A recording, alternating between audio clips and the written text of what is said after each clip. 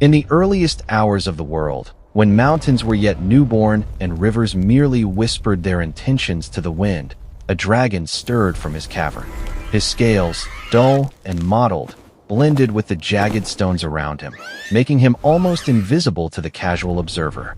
Yet, beneath the lethargy of his limbs and the slow, deliberate flick of his tail, there rested a mind sharp and cunning, sharper than even the kings of men could hope to wield. He was called Varkle, though names mattered little in those days. To most creatures, he was a curiosity, an enigma, largely because he did nothing, at least outwardly. For centuries, he lay sprawled in caves, basking in patches of sunlight, listening to the world awaken without moving a muscle. Hunters, magicians, and even fellow dragons whispered about him. Lazy, foolish, useless. And yet, none could deny the glimmer in his amber eyes, the quiet calculation behind every blink. Varkle's earliest memories were of warmth. The molten rivers of the first volcanic islands, the winds that carried scents of creatures yet unformed, and the distant roars of dragons whose ambition outshone their caution. Where others sought glory in fire and flight, Varkle sought comfort. The shade of a boulder, the hush of sleeping forests, the simplicity of waiting. Yet, life, as it always does, had a way of pulling even the most reluctant into motion. One fateful morning, a shimmer of golden light pierced the cavern mouth. Varkle squinted lazily, unfurling a single wing, not from effort, but from curiosity. A creature, no larger than a fox yet radiating a strange intelligence, scuttled into the cave. Its eyes glowed with an unnatural luminescence. "You've slept long enough," it said, voice like wind through icicles. Varkle yawned, revealing rows of jagged teeth, and replied, "I've slept long enough for what? To remember." "Remember what?" he murmured, rolling onto his back, exposing the softer scales of his underbelly. "The world calls for a dragon," the small creature whispered. "Not just any dragon, a dragon of cunning and patience.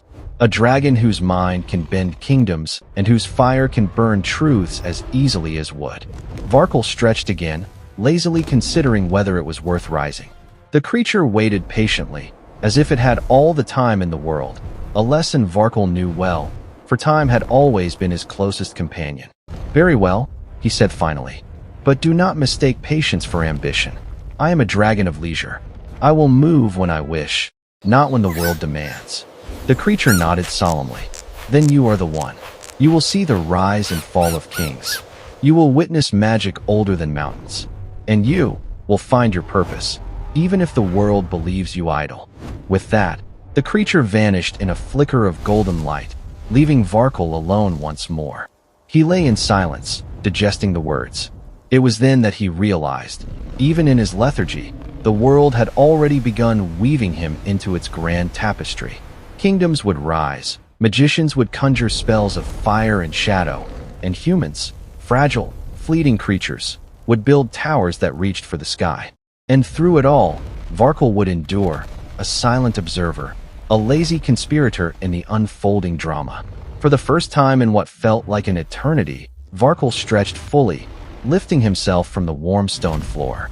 His wings, massive yet weighted with decades of sloth, spread wide, catching the glint of sunlight.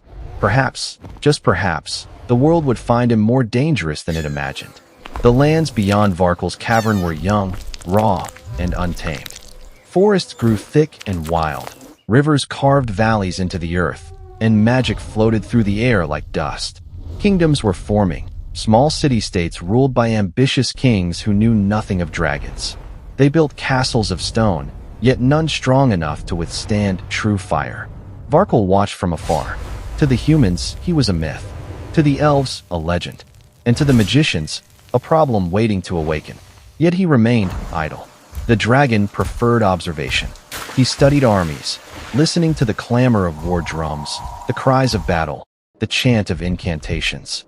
He noticed how leaders made mistakes, how greed and pride twisted even the noblest intentions.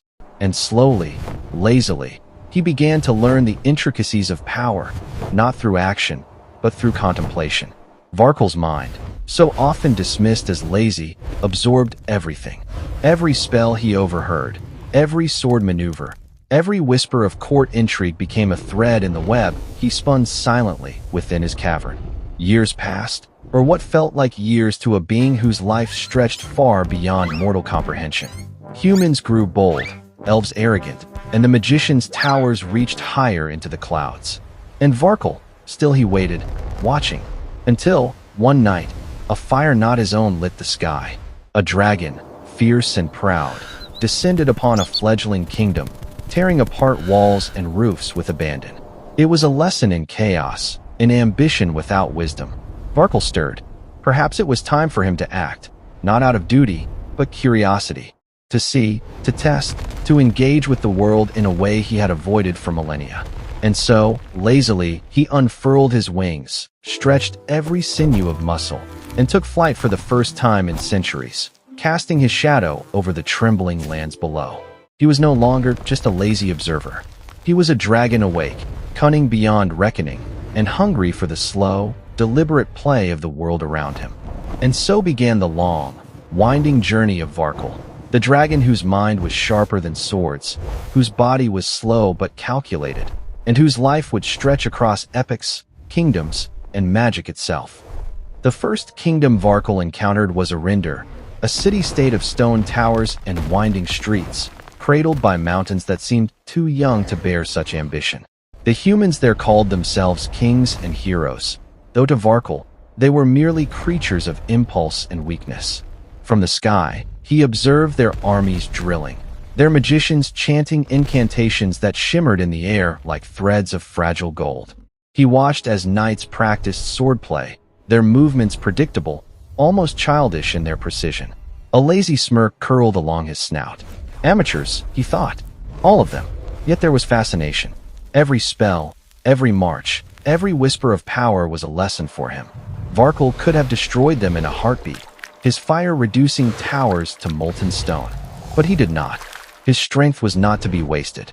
Instead, he lingered on the edges of the kingdom, observing, calculating, planning, not for conquest, but for amusement, and perhaps, in the farthest corners of his mind, for purpose. One evening, as the sun bled its last crimson into the mountains, a young magician dared to step into the open, chanting a ritual far too complex for his experience. Varkle tilted his head lazily, intrigued. The spell summoned a ball of fire, which the magician struggled to control. Patience, thought Varkle. Let him fail. The fire spun, threatening to consume him, but Varkle intervened, not with his body, but with his mind. He let a subtle shift in the wind carry the fire away, dispersing it harmlessly against a distant cliff. The magician fell to his knees, exhausted, unaware of the presence that had guided the flames. Varkle chuckled softly, a sound like rumbling stone. So small, so unaware, yet so entertaining. But amusement alone was not enough. A dragon, even a lazy one, grows restless when it understands the fragility of kingdoms. He began planting subtle influences. A misplaced word here, a chance encounter there, and soon the humans of Arinder were dancing to a tune they could not hear. By the time he finally descended to meet them, they had unknowingly done half his bidding. They saw only a dragon with scales like tarnished bronze, eyes glinting with ancient knowledge, and they thought themselves clever for surviving a single glance. Varkle allowed them their illusions. He rarely destroyed what he could manipulate, and yet, he remained, above all, idle. Even in the art of scheming, he found a way to conserve energy, to let the world spin while he barely moved. It was the paradox of Varkle, a dragon who did nothing while achieving more than kings, wizards, and armies combined. After months observing Arinder, Varkle's curiosity pulled him toward a darker realm, the River of Shadows, a winding, murky waterway where magic itself seemed distorted. It was said that the river carried whispers of forgotten spells, lost kingdoms, and the bones of dragons who had dared to overreach. Varkle approached lazily, wings folding gently against his sides. He could feel the power of the river in the very air, a murmur of ancient secrets. Most dragons avoided the river, intimidated by the lingering curses and the dense fog that rolled along its banks. But Varkle, ever idle yet endlessly curious, moved with deliberate caution. The river whispered his name, or at least, he imagined it did. Perhaps it was the sound of the wind over stagnant water, or perhaps magic itself acknowledged him. Either way, he felt a strange pull, a tug in the recesses of his mind that was far more interesting than basking on sunlit cliffs. As he traced the river's bends, he discovered a village abandoned centuries ago. Houses crumbled, streets cracked, and yet something lingered. Faint, glowing runes, etched into the stone by long-dead magicians, pulsed softly as if recognizing his presence. Varkle chuckled, amused at the irony. The humans had tried to trap magic, yet it waited patiently for a dragon who had done nothing to earn it. Then came a challenge, unexpected and unwelcome. A rival dragon, sleek, black as midnight, and arrogant in every scale, emerged from the shadows. Its eyes burned with ambition. Its roar shattered the silence of the river. "Varkle," it bellowed, "I have hunted your kind for centuries. Lazy, slothful, cunning little WIRM. Today, you shall taste fire and fear." Varkle yawned, stretching a claw lazily.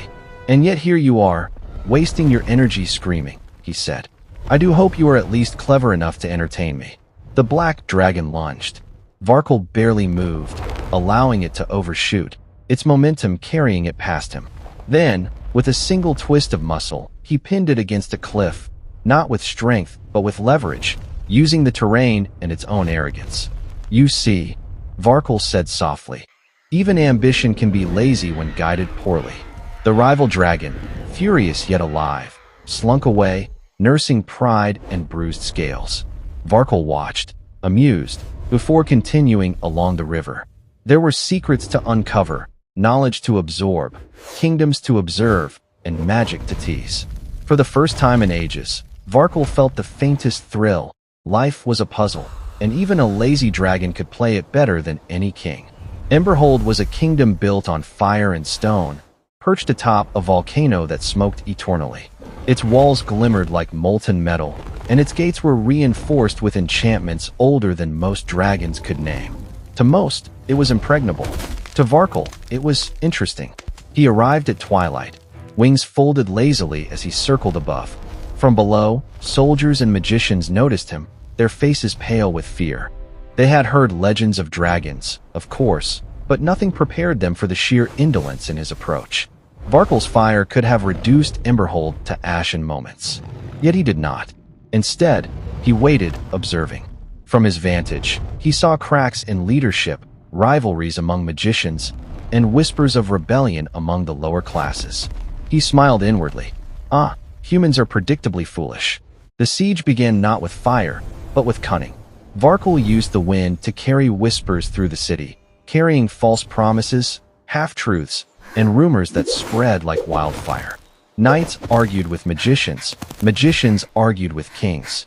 And through it all, the dragon remained invisible, perched upon clouds and cliffs, a shadow in the twilight. Days passed. Emberhold weakened not through combat, but through its own folly. By the time Varkle finally descended, the city was ready to crumble. He landed atop the central tower, his massive claws sinking into stone. His presence alone silenced the crowds. "Bow," he rumbled lazily.